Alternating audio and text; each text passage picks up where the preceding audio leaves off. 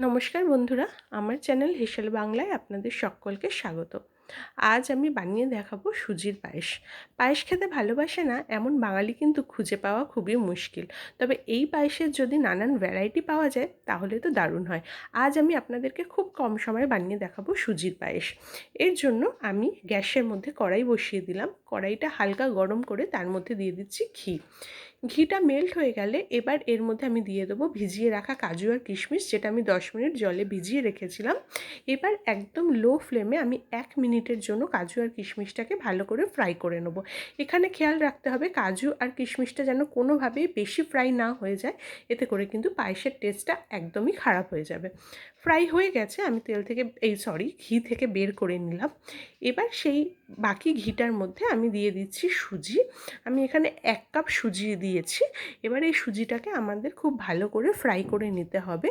আমি সুজিটা লো ফ্লেমেই ফ্রাই করছি। এখানে খেয়াল রাখতে হবে সুজিটা যেন খুব একটা বেশি লালচে করে ফ্রাই না হয়ে যায়। তা বলে এমন নয় যে সুজিটা ফ্রাই সাদা সাদা করব, একটা মিডিয়ামভাবে আমাকে সুজিটা ফ্রাই করতে হবে। দেখুন সুজিটা ফ্রাই করতে করতে সুজির কালারটা চেঞ্জ হয়েছে। এটা আমি আরও কিছুটা ফ্রাই করব।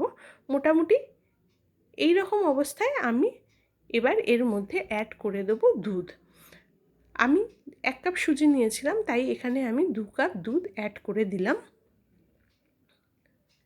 দুধটা দিয়ে খুব ভালো করে মিলিয়ে নেব। এই রান্নাটা কিন্তু প্রথম থেকে শেষ পর্যন্ত লো ফ্লেমেই হবে। গ্যাসের ফ্লেমটা এখনও লোই আছে। ভালো করে মিলিয়ে নিলাম। এবার আমি সুজিটাকে রান্না হতে দেব। এর মধ্যে আমি দিয়ে দিলাম সামান্য নুন, তবে আপনারা চাইলে নুনটা নাও দিতে পারেন। দেখুন সুজিটা সুন্দরভাবে রান্না হয়ে গেছে। আমি যে দুধটা দিয়েছিলাম সুজির মধ্যে সেটা পুরোপুরি শুকিয়ে গেছে, আর সুজিটাও সুন্দরভাবে রান্না হয়ে গেছে। এবার এই সুজির মধ্যে আমি দিয়ে দেবো চিনি।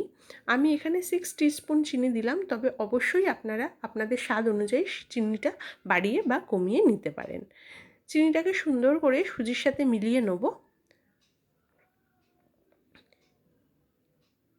গ্যাসের ফ্লেমটা কিন্তু এখনও লোতেই আছে। দেখুন চিনিটা সুন্দরভাবে সুজির সাথে একদম মিশে গেছে।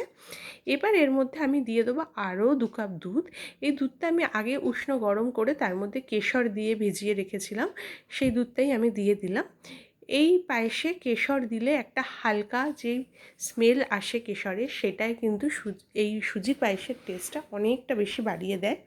খুব ভালো করে মিলিয়ে নিলাম। এবার এর মধ্যে আমি দিয়ে দিচ্ছি কাজু আর কিশমিশ। কাজু কিশমিশটা দিয়ে ভালোভাবে নেড়ে চেড়ে আমাকে সুজিটা আমি আর জাস্ট 1 মিনিটের জন্য রান্না করব। যেই ফুটতে শুরু করবে আমি অমনি গ্যাসের ফ্লেমটা বন্ধ করে দেবো। দেখুন সুজিটা আমার ফুটতে শুরু করেছে, আমি গ্যাসের ফ্লেমটা বন্ধ করে দিলাম। আর এবার আমি দিয়ে দিচ্ছি এলাচ গুঁড়ো, আর খুব ভালো করে মিলিয়ে নেব। ব্যাস, আমার তৈরি হয়ে গেল সুজির পায়েস। খুবই কম সময় একটা টেস্টি রেসিপি। অবশ্যই ট্রাই করে দেখুন কিচেনে। আশা করি ছোট থেকে বড় সবারই খুব ভালো লাগবে। যখনই পায়েস খেতে ইচ্ছা করবে, এখন আর খুব ঝঞ্ঝাটের বা বেশি সময়ের ব্যাপার না, অল্প সময়ই হয়ে যাবে। রেসিপিটা যদি ভালো লাগে একটা লাইক করে দেবেন, আর নিত্য নতুন রেসিপি পেতে আমার চ্যানেলটাকে প্লিজ সাবস্ক্রাইব করে নেবেন। বাই।